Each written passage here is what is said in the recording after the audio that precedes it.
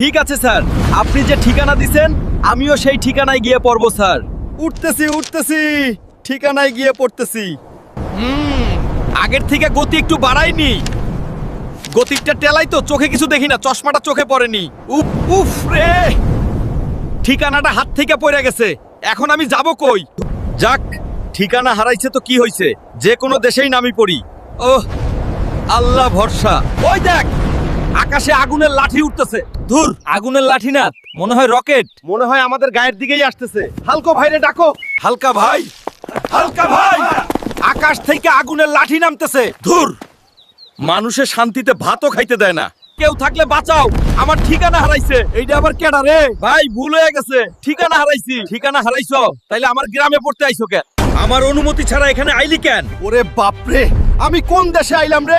অন্য দেশে গেলে আকাশ প্রতিরক্ষা সিস্টেম ধামাধাম গুলি করে। ফরমেশন ছাড়া আইছি বলে মানুষই আমারে ধইরা ফেলছে। তুই কি ভাবছস এই দেশে যেই কেউ উড়ে আইবো? এইখান থেকে আইছস ওইখানে ফিরে যা, নাইলে কিন্তু তোর খবর আছে। আচ্ছা, রাগ কইরেন না হালকা ভাই, যে আমাকে পাঠাইছে তার কাছেই ফিরে যাই। এই ভিডিওতে লাইক, কমেন্ট, সাবস্ক্রাইব করো, নাইলে কিন্তু মিসাইল তোমার বাড়ি পাঠাই দিমু। ওফ, আগে গিয়া ভাত খাই।